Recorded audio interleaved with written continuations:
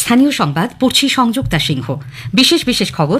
RG Kar medical college হাসপাতালের আর্থিক দুর্নীতির তদন্তে আজ সকাল থেকে 15টি জায়গায় তল্লাশি চালিয়েছে সিবিআই। প্রাক্তন অধ্যক্ষ সন্দীপ ঘোষ, প্রাক্তন super Sanjay Vashishtha, medical supplier Biplab Singh এর বাড়িতে এখনও চলছে তল্লাশি ও জিজ্ঞাসাবাদ। নিজাম প্যালেসে তদন্তকারীদের মুখোমুখি হয়েছেন আরজিকরের ফরেন্সিক বিভাগের কর্তা দেবাশিস সোম ও তাঁর স্ত্রী। চিকিৎসক পড়ুয়া তরুণীর ধর্ষণ ও খুনের ঘটনায় ধৃত একমাত্র অভিযুক্ত সঞ্জয় রায়ের আজ পলিগ্রাফ টেস্ট করা হয়েছে। প্রধানমন্ত্রী বলেছেন, মহিলাদের বিরুদ্ধে হিংসায় দোষীরা রেহাই পাবে না। পরিবারের কেউ রাজনীতির সঙ্গে যুক্ত নন এমন যুবক যুবতীদের রাজনৈতিক ব্যবস্থায় সামিল হওয়ার জন্য আবেদনে বিপুল সাড়া মিলেছে বলে মন কি বাতে জানিয়েছেন প্রধানমন্ত্রী। নিম্নচাপ ও মৌসুমী অক্ষরেখার প্রভাবে আগামীকালও দক্ষিণবঙ্গের বেশিরভাগ জায়গায় বৃষ্টির সম্ভাবনা। আসছি বিস্তারিত খবরে। আরজিকর মেডিকেল কলেজ হাসপাতালে আর্থিক দুর্নীতির তদন্তে আজ সকাল থেকে 15টি জায়গায় তল্লাশি চালায় সিবিআই। সকাল 7টার আগেই তদন্তকারী সংস্থার একটি দল বেলেঘাটায় আরজিকরের প্রাক্তন অধ্যক্ষ সন্দীপ ঘোষের বাড়িতে পৌঁছে যায়। সঙ্গে ছিল কেন্দ্রীয় বাহিনী। বাড়ির বাইরে ঘণ্টাখানেক অপেক্ষা করার পর সন্দীপ নিজেই দরজা খুলে দেন। দুপুরে সেখানে যান আরও কয়েকজন তদন্তকারী। এর আগে সিজিও কমপ্লেক্সে গতকাল পর্যন্ত টানা 9 দিন প্রায় 100 ঘণ্টা জেরা করা হয় সন্দীপকে। আদালতের অনুমতি মেলায় তার পলিগ্রাফ টেস্টও করা হবে। আরজিকরের ফরেন্সিক বিভাগের কর্তা দেবাশিস সোমের কেষ্টপুরের বাড়ি, প্রাক্তন সুপার সঞ্জয় বশিষ্ঠের এন্টালির ফ্ল্যাট, হাওড়ার হাটগাছায় মেডিকেল সাপ্লায়ার বিপ্লব সিং এর বাড়িতেও চলে তল্লাশি। সেখান থেকে কিছুটা দূরে আরও 2টি ব্যবসায়িক প্রতিষ্ঠানের অফিসেও হানা দেন তদন্তকারীরা। 7 ঘণ্টা তল্লাশি এবং জিজ্ঞাসাবাদের পর প্রাক্তন এমএসভিপিকে নিয়ে ট্যাংরায় তার আরেকটি ফ্ল্যাটে যায় তদন্তকারী দল। অন্যদিকে প্রায় 9 ঘণ্টা তল্লাশি ও জিজ্ঞাসাবাদের পর দেবাশিস সোম ও তাঁর স্ত্রীকে নিজাম প্যালেসে তলব করা হয়। চলছে জেরা পর্ব। সিবিআই এর আরেকটি দল আরজিকর হাসপাতালের প্ল্যাটিনাম জুবিলি বিল্ডিং এর অফিসে নতুন প্রিন্সিপাল মানস বন্দ্যোপাধ্যায় ও নতুন সুপার তথা ভাইস প্রিন্সিপাল সপ্তর্ষি চট্টোপাধ্যায়কে জিজ্ঞাসাবাদ করে। একাধিক ঘরে তল্লাশি চালানো হয়। সন্ধে নাগাদ বেরিয়ে যায় সিবিআই এর দল। সাংবাদিকদের প্রশ্নের উত্তরে এক আধিকারিক জানান, অনেক কিছুই পাওয়া গেছে। সন্দীপ ঘনিষ্ঠ চন্দন লৌহের টালার বাড়িতেও যান তদন্তকারীরা। তার স্ত্রীর একটি কফি শপ আছে আরজিকরে। এর অনুমতি নিয়ম মেনে দেওয়া হয়নি বলে অভিযোগ। সন্দীপ ঘোষ, সঞ্জয় বশিষ্ঠ ও বিপ্লব সিংকে এখনও জিজ্ঞাসাবাদ চলছে।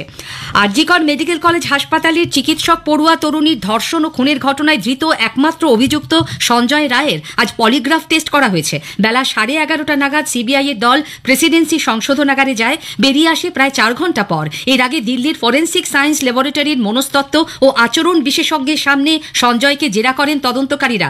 ঘটনার রাতে নির্যাতিতার সঙ্গে থাকা 4 চিকিৎসক এবং তৎকালীন অধ্যক্ষ সন্দীপ ঘোষ ও সঞ্জয়ের ঘনিষ্ঠ এক সিভিক ভলান্টিয়ারের পলিগ্রাফ টেস্টের অনুমতিও দিয়েছে আদালত। এদিকে আজ সল্টলেকের সিজিও কমপ্লেক্সে আরজিকরের প্রাক্তন সুপার বুলবুল মুখোপাধ্যায়, কলকাতা পুলিশের হোমিসাইড শাখা ও বিশেষ তদন্তকারী দলের সদস্য এবং আরজিকর আউটপোস্টের ওসিকে জিজ্ঞাসাবাদ করা হয়। অন্যদিকে ফরেন্সিক বিভাগের হেড ক্লার্ক তারক চট্টোপাধ্যায় জানিয়েছেন, টাকা নিয়ে মর্গ থেকে দেহ ছাড়া হতো, দেহ দেখতে গেলেও টাকা দাবি করা হতো। আরজিকর কাণ্ডের প্রতিবাদে এবং নির্যাতিতার জন্য ন্যায় বিচারের দাবিতে আজও কলকাতা সহ রাজ্যের বিভিন্ন জায়গায় পথে নেমেছেন ছাত্রছাত্রী, শিক্ষক, অভিনেতা, নৃত্যশিল্পী থেকে রূপান্তরকামী সমাজের সর্বস্তরের মানুষ। যোধপুর পার্ক গার্লস হাই স্কুলের প্রাক্তনীরা মিছিল করেন যাদবপুর 8B বাসস্ট্যান্ড পর্যন্ত।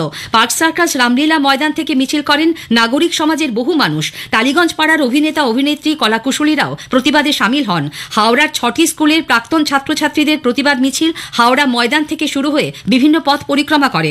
ভগৎ সিং মেমোরিয়াল কমিটির পক্ষ থেকে শিবপুর ট্রাম ডিপো থেকে কাজীপাড়া পর্যন্ত মোমবাতি মিছিলের আয়োজন করা হয়। হাওড়া গ্রামীণ জেলা মিড ডে মিল কর্মী ইউনিয়নের সদস্যরাও আজ গরুহাটা মোড় থেকে উলুবেড়িয়া এসডিও অফিস পর্যন্ত প্রতিবাদ মিছিল করেন। নদিয়ার নবদ্বীপ শহরে দোষীদের শাস্তির দাবিতে আজ মানববন্ধন কর্মসূচিতে অংশ নেন পড়ুয়া ও একদল তরুণ তরুণী। পশ্চিম বর্ধমানের আসানসোলে আজ পথে নামেন রামকৃষ্ণ মিশনের প্রাক্তন ছাত্ররা।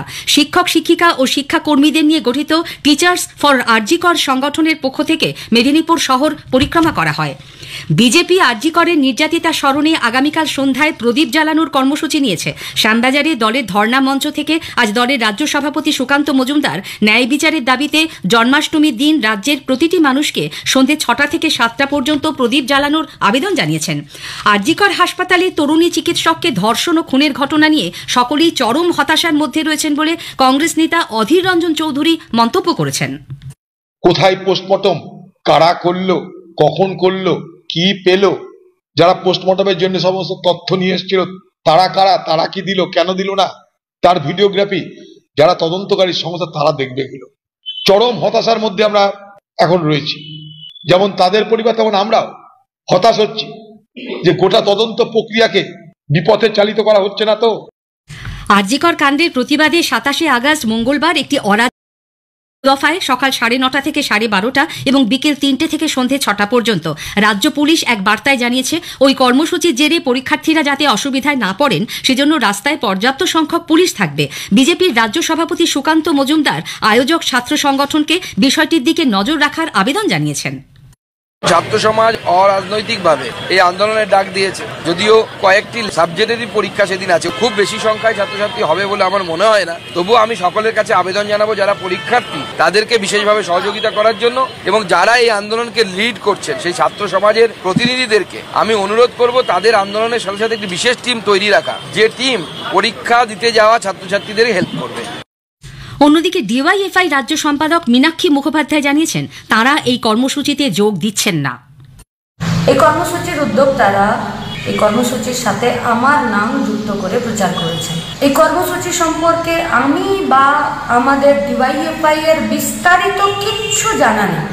আমি বা আমাদের সংগঠনের কেউ ডিওয়াইএফআই এর, এসএফআই, অ্যাডওয়া বা কোনো বামপন্থী সংগঠনের এই কর্মসূচির সাথে কোনো যোগাযোগ নেই।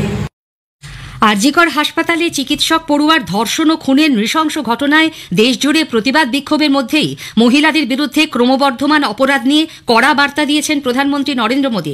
মহারাষ্ট্রের জলগাঁওয়ে লাখপতি দিদির এক অনুষ্ঠানে তিনি বলেন এই ধরনের অপরাধ যারা করছে তারা রেহাই পাবে না।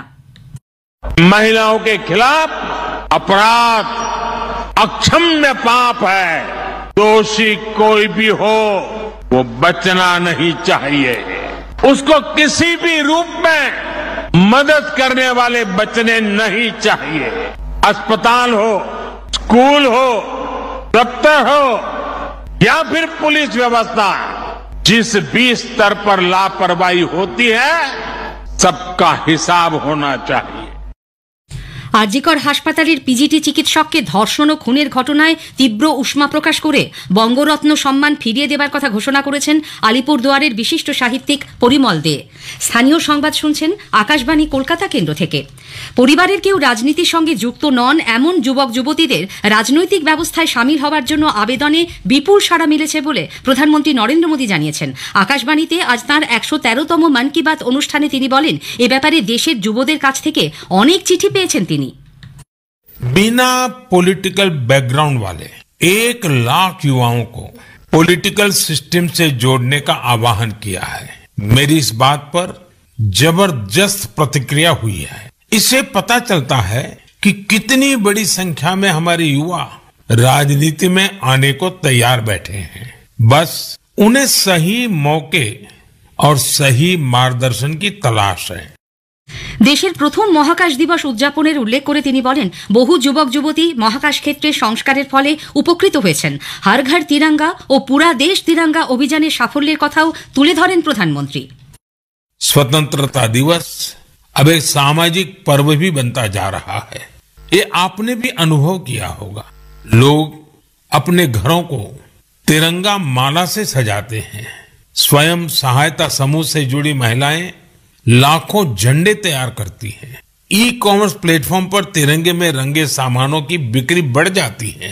हर घर तिरंगा वेबसाइट पर 5 करोड़ से ज्यादा सेल्फी भी पोस्ट की गई।